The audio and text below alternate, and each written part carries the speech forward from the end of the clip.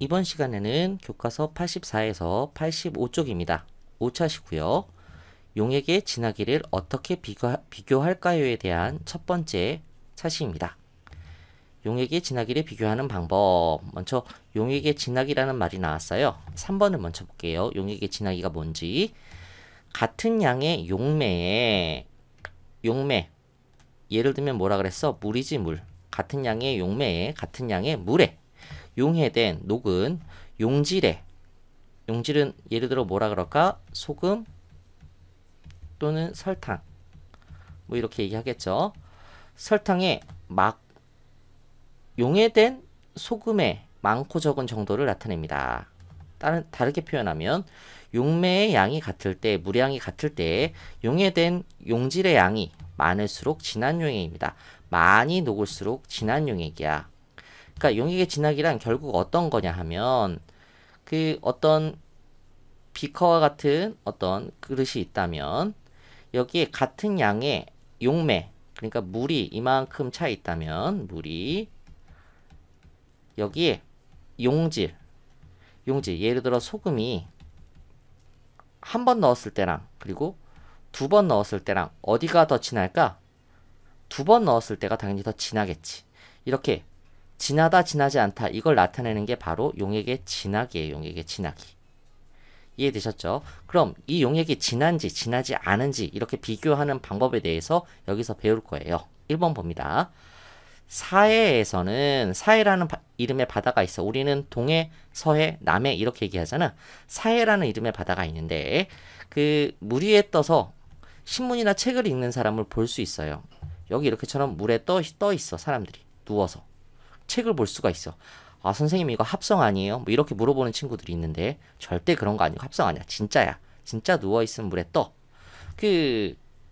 그럼 근데 우리나라 바다에선 그러지 않는데 왜 사해에서만 그런가요?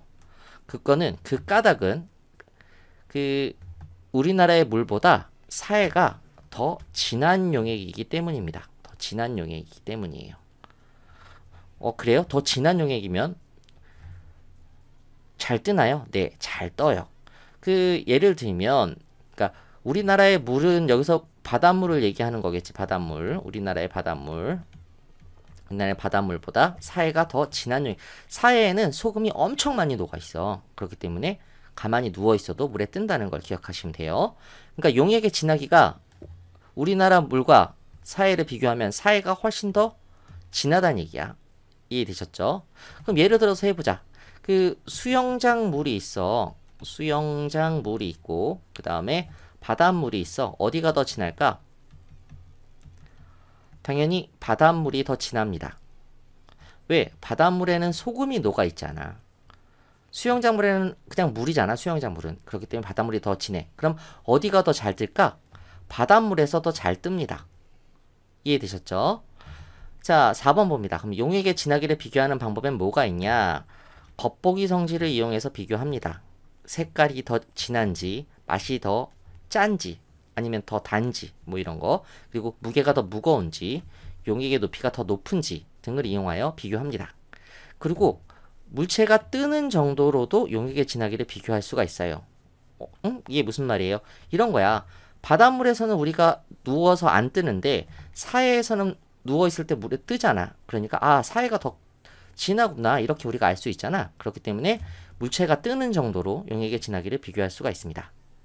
자, 그러면 용매의 양이 같을 때 더 진한 용액의 특성은 어떠냐 하면은 더 진한 용액이에요.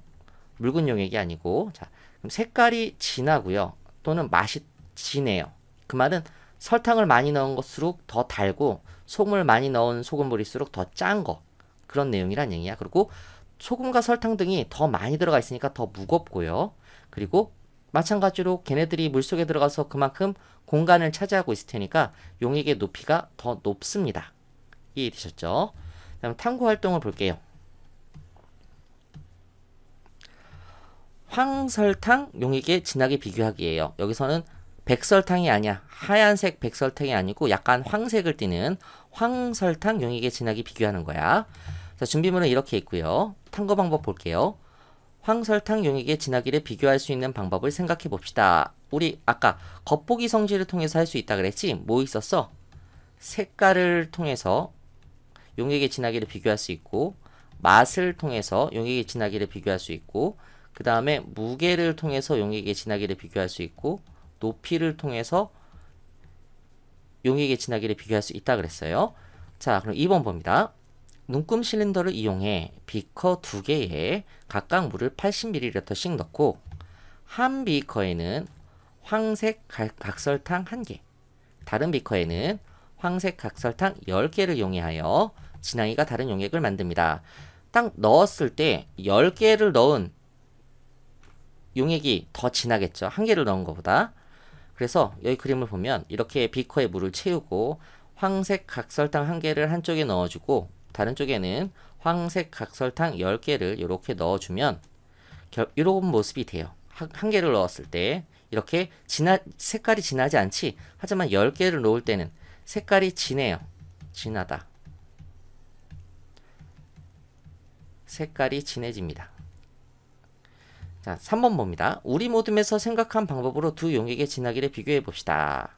색깔로 이렇게 비교할 수가 있어요. 또 여기는 전자저울이네. 전자저울에서는 각설탕 1개를 넣었을 때는 105.7g이었는데 여기는 105.7g이네. 105.7g이고 그램 정확하게 하면 그램 중이라고 써야 되고 얘는 121.7g이네. 121.7g 정확하게 얘기하면 그램 중 이렇게 쓰면 되는 거고 이렇게 됐어요. 그러면 10개를 넣은 게 더 무겁구나. 그래서 무게를 통해서 또 어떤 용액이 더 진한지 알 수 있고요. 이해되셨죠?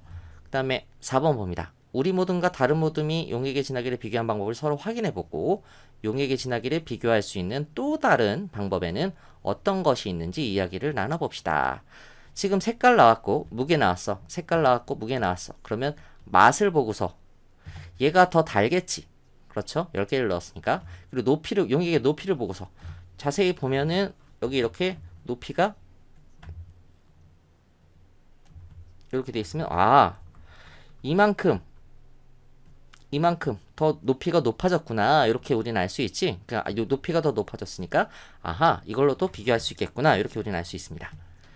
자, 그래서 탐구 결과 1번 황설탕 용액의 진하기를 비교할 수 있는 방법은 용액의 색깔, 맛, 무게, 높이로 비교할 수 있습니다.